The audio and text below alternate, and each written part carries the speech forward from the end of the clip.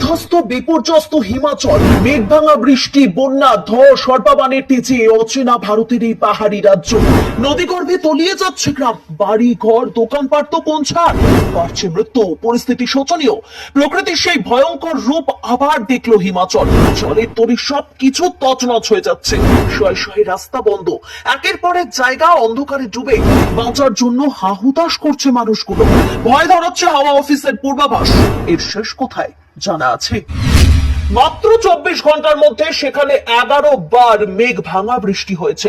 যেন তাণ্ডব চলছে হিমাচলের মতো পাহাড়ি অঞ্চলে। টানা বৃষ্টি, বন্যা, হরপাবান, মুহুর্মুহু ভূমিধসে নাজেহাল হিমাচল প্রদেশ। বহু মানুষ নিখোঁজ, সঙ্গে বেড়ে চলেছে নিহতের সংখ্যা। একের পর এক দেহ উদ্ধার করা হচ্ছে, কয়েকশো কোটি টাকার ক্ষয়ক্ষতি হয়ে যাচ্ছে, কিন্তু প্রাণ বাঁচানো যাচ্ছে না। আর এর মধ্যেই আসছে সব থেকে ভয়ানক আপডেট। এখনই এই পরিস্থিতি থেকে মুক্তি নেই বলছে পূর্বাভাস। হিমাচলের সমস্ত জেলায় সোমবার পর্যন্ত ভারী থেকে অতি ভারী বৃষ্টির সতর্কতা জারি। এখনো রাজ্যের সবচেয়ে ক্ষতিগ্রস্ত জেলা মন্ডি। এই জেলার মধ্যে আবার ক্ষতিগ্রস্ত থুনাগ এবং বক্সাইর। হরপাবান আর ধসে তছনছ হয়ে গেছে এই জেলার ইকারসগ, ধরমপুর। শুধু প্রাণহানি নয়, প্রচুর মানুষ আহত, সম্পত্তির বিপুল ক্ষয়ক্ষতি। রাজ্য বিপর্যয় মোকাবিলা দপ্তর জানিয়েছে, প্রাকৃতিক দুর্যোগের জেরে গোটা রাজ্যে এখনো পর্যন্ত 400 কোটি টাকার সম্পত্তি ক্ষতিগ্রস্ত।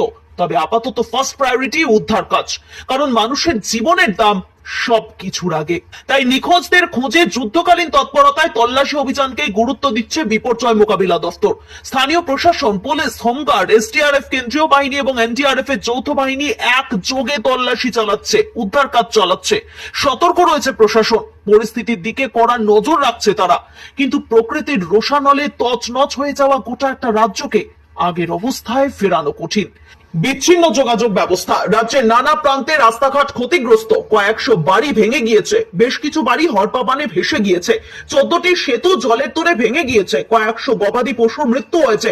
রাজ্য জুড়ে 500টি রাস্তা বন্ধ হয়ে গিয়েছে, কোনো রাস্তা ভেঙে গিয়েছে, কোনো রাস্তা আবার ভেসে গিয়েছে। প্রাকৃতিক দুর্যোগের জেরে বেশ কয়েকটা জেলায় বিদ্যুৎ নেই, একে বন্যা, তার উপর অন্ধকার। কোথাও কোথাও মানুষ আবার পানীয় জলটুকু পাচ্ছেন না মানুষ জরুরি পরিষেবা।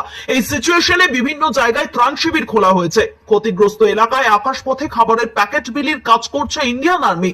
মানালি ছাড়াও নাগারে বৃষ্টিতে তছনছ পর্যটকদের অন্যতম প্রিয় জায়গা সিমলা। এই জায়গাগুলোর দিকে তাকানো যাচ্ছে না, চোখে জল আসছে এখানকার মানুষের কথা ভেবে। এখানকার একাধিক স্কুলের ক্ষতি হয়েছে, ক্লাসরুম ভেসে যাচ্ছে জলে, শঙ্কিত ছাত্রছাত্রীরা। কাটছে না উদ্বেগ, দুশ্চিন্তা, টেনশন, কারণ আগামী দিনে এই বৃষ্টিপাতের পূর্বাভাস রয়েছে এবং বলা হচ্ছে সেই পরিমাণটা আরো বাড়বে। আর ভয় ঠিক এখানেই।